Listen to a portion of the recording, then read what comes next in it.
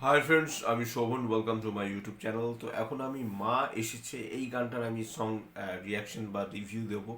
সেটা হলো যে দেখুন, যে গানটা দেখলাম, গানটার মধ্যে একটা লাল একটা কালার প্যালেট রয়েছে এবং দেবের যথেষ্ট ভালো নেচেছে, কিন্তু দেবের সে আগের সেই যে নাচের যে মোমেন্ট, সেটা কোথাও যেন একটু আমার একটু কম মনে হলো। তারপরেও কিন্তু আমার গানটা খুব ভালো লেগেছে। গানের লিরিক্সের দায়িত্বে রয়েছে প্রিয় চ্যাটার্জি, গানটার মিউজিক করেছে জিৎ গাঙ্গুলি, এবং সব থেকে বড় কথা গানটা গেয়েছেন হলো কুমার শানু। অনেকদিন পর কুমার শানুর গান বাংলা সিনেমাতে আমরা দেখতে পাচ্ছি, সেটা বেশ ভালো লাগছে।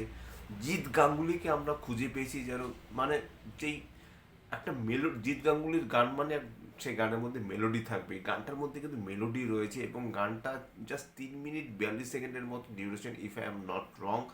গানটা কিন্তু মাতিয়ে দেবে এবং গানটার হয়তো বা সিকোয়েন্সের এমন একটা মুহূর্তে রাখা হয়েছে যেটা দেখে হয়তো বা দর্শকের ভালো লাগবে। তো এখানে কিন্তু মিঠুন চক্রবর্তীকে আমরা দেখতে পাচ্ছি, দেবকে তো দেখতে পাচ্ছি, দেবের ছোট্ট মেয়েকেও আমরা দেখতে পাচ্ছি, খরাজ মুখার্জি, অপরাজিত আড্ডকে আমরা এখানে দেখতে পাচ্ছি। তারাও যে উৎসবে মেতে রয়েছেন এবং গানটা কিন্তু বেশ একটা অন্যরকম একটা গান হয়েছে। আগের গানগুলো একটা অন্যরকম একটা ভাইব ছিল। এখানে সাধারণত দুর্গা পুজোর যে একটা ভাইব, সেই ভাইবটাই কিন্তু এখানে তুলে ধরা হয়েছে। আলাদা করে কোনো দিনের, মানে গানটাকে দেখে আমরা বুঝতে পারবো না যে এক্স্যাক্টলি দুর্গা পুজোর কোন দিনটাকে আহ, মনে রেখে এই গানটা করা হয়েছে, কিন্তু তারপরেও যে দুর্গা পুজোর সময় যে গানটা, সেটা বোঝা যাচ্ছে। এবং দেবের তো এরকম বেশ কিছু গান রয়েছে যে দুর্গাপুজোর থিমে, মানে বাংলা সিনেমার গান থাকে, যে দুর্গাপুজোর থিমটাকে রেখে বাংলা গানটাকে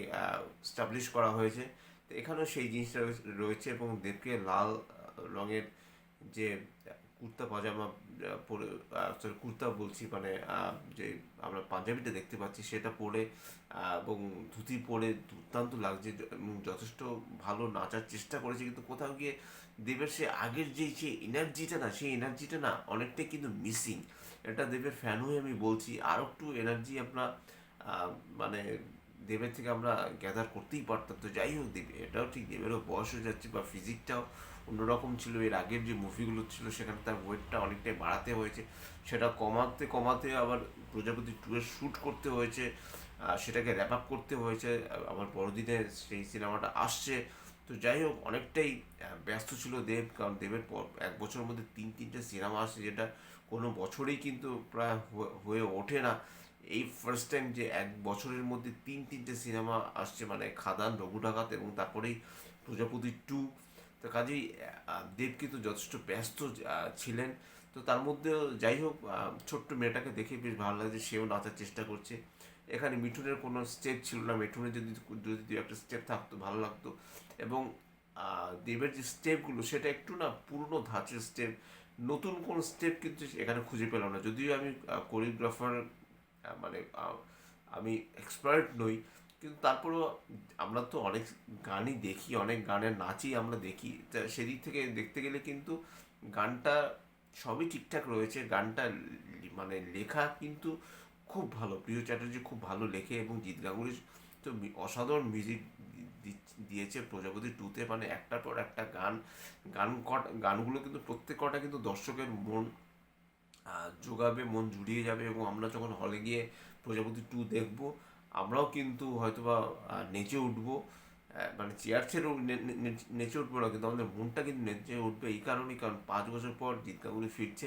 সম্প্রতি একটা ইন্টারভিউতে দেখলাম যে জিৎ গাঙ্গুলিকে কিন্তু গত 5 বছর কোনো কাজ দেওয়া হয়নি, সেটা কিন্তু অত্যন্ত ক্ষতিকারক। কারণ জিৎ গাঙ্গুলি কিন্তু প্রচণ্ড একজন মানে শার্প এবং একজন যথেষ্ট দক্ষ একজন কিন্তু মিউজিক ডিরেক্টর, মিউজিশিয়ান।